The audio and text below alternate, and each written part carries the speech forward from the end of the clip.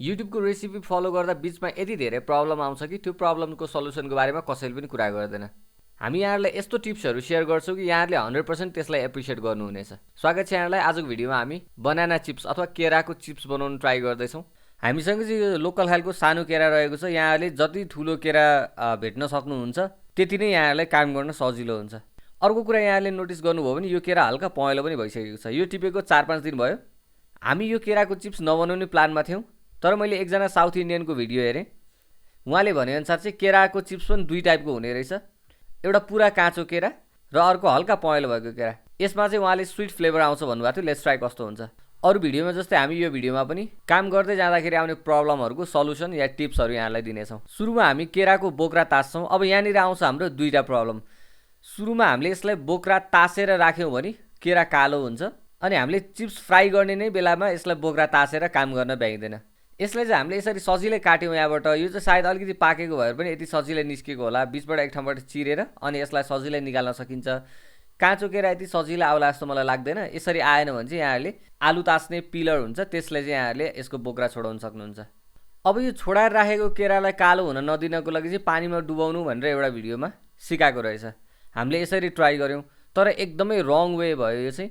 किन भन्दाखेरि फर्स्ट कुरा चाहिँ हामीले यसलाई फ्राई गर्ने बेलामा हरेक केरालाई पहिला पुस्नुपर्ने हुन्छ, किनभने तेलमा पानी पर्दाखेरि उछिटिन्छ। सेकेन्ड कुरा भनेको चाहिँ पानीमा डुबाइसकेपछि केरा एकदमै धेरै चिप्लो हुने रहेछ। यसलाई चिप्स काट्न न अति अप्ठ्यारो हुने रहेछ। यसको सोल्युसनको लागि हामीले चाहिँ केराको फेद र टुप्पो काटेर यसलाई बीचबाट चिरेर राख्यौँ। यसरी राख्दाखेरि यसलाई छोडाउन पनि टाइम लागेन र यो कालो हुने डर पनि भएन। अब केराको चिप्स बनाउनको लागि हामीलाई एउटा स्लाइसर चाहिने हुन्छ। यसलाई म्यान्डोलिन स्लाइसर पनि भनिन्छ।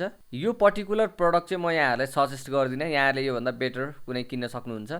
यसमा चाहिँ थुप्रै अट्याचमेन्ट्सहरू आउँछ, तर त्यस्तो सेटिस्फाइङ रिजल्ट चाहिँ आउँदैन। त्यस्तो राम्रो छैन यो चाहिँ। यहाँहरूले पोटेटो पिलरबाट पनि केराको चिप्स राम्रो बनाउन सक्नुहुन्छ। केरालाई स्लाइस गर्दा हामी डाइरेक्ट तेलमाथि नै स्लाइस गर्छौँ। त्यो भएर फ्राई गर्नको लागि एउटा प्यान र त्यसमा सनफ्लावर ओइल लिएको छौँ। हामीले हिटलाई चाहिँ मिडियममा राखेको छौँ।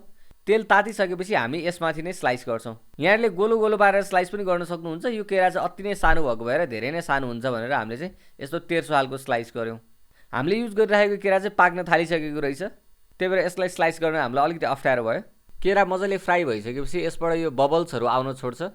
यो बबल्सहरू कम्प्लिटली बन्द भइसक्दाखेरि पनि यहाँहरूले एकैछिन बढी पकाउनु पर्ने हुन्छ, किनभने यो अझै क्रन्ची भइसकेको हुँदैन। लाइट गोल्डन भइसकेपछि यसलाई हामी यो स्टेजमा निकाल्छौँ। यो फर्स्ट ब्याच भएको भएर हामी एउटा चिप्स चाहिँ निकालेर ट्राई गर्दैछौँ यो कतिको क्रन्ची भयो भनेर। यहाँले देख्न सक्नुहुन्छ यो मजाले क्रन्ची भइसकेको छ। हामीले यो स्टेजमा निकाल्दाखेरि यसको हिटले गर्दाखेरि यो निकालिसकेपछि अझै गोल्डन हुन्छ। कम्प्लिट काँचो केरामा चाहिँ यो प्रब्लम आउँछ कि आउँदैन थाहा छैन। हाम्रो यो केरा चाहिँ हाफ पाकेको भएर हामीले यसरी स्लाइस गर्दै जाँदाखेरि चाहिँ यो एक अर्कामा टाँसिदो रहेछ। त्यही भएर हरेकचोटि हामीले स्लाइस गरिसकेपछि एकचोटि यसलाई हल्का चलाएर यसलाई छुट्याइसकेपछि अनि हामी बल्ल बाँकी केराहरू स्लाइस गर्छौँ। अलिकति ठुलो भाँडा र अलिकति धेरै तेलमा हामीले फ्राई गऱ्यो भने चाहिँ सायद यो प्रब्लम आउँदैन पनि होला।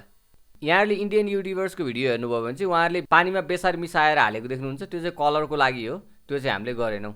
यसमा अरू त्यस्तो केही पनि छैन। यहाँहरूले मिडियम फ्लेममा यसलाई फ्राई गर्नुपर्ने हुन्छ, अनि मजाको गोल्डन हुनुभन्दा अगाडि नै निकाल्नुपर्छ, किनभने यो निकालिसकेपछि पनि अलिकति पाक्छ। यसरी हाम्रो चिप्स रेडी भइसकेको छ। अब हामी यसमा मसला मिक्स गर्छौँ। यहाँहरूले देख्न सक्नुहुन्छ चिप्स एकदमै क्रिस्पी छ। यहाँहरूले हाम्रो च्यानलमा यस्तो थुप्रै रेसिपीको टिप्सहरू भेट्न सक्नुहुन्छ। कुनै पनि रेसिपी ट्राई गर्नुभन्दा अगाडि हाम्रो भिडियो हेरेर यहाँहरूले पोसिबल मिस्टेक्सहरू अभोइड गर्न सक्नुहुन्छ। मसला मिक्स गर्नको लागि चाहिँ यसलाई हामी एउटा गहिरो बलमा राख्दैछौँ, हामीलाई मिक्स गर्न सजिलो हुन्छ। अब यसको मसलाहरू चाहिँ सिम्पल छ। बिरे नुन, चाट मसला र चिली पाउडर। मैले चाहिँ एकदमै थोरै मसला राखेर मिक्स गरेको छु, किनभने यसको नेचुरल टेस्ट नै राम्रो लाग्छ मलाई चाहिँ। प्लस यो चाहिँ अलिकति स्विट पनि छ, त्यही भएर मैले यसमा चाहिँ धेरै राखिनँ। यसरी यहाँहरूले सबै मसला राखेर मिक्स गरिसक्नु भएपछि हाम्रो क्रिस्पी बनाना चिप्स रेडी भइसकेको छ। यहाँहरूलाई भिडियो कस्तो लाग्यो कमेन्ट गर्नु होला। हाम्रो च्यानललाई सब्सक्राइब गर्नु होला। आजको लागि यति नै। Stay connected.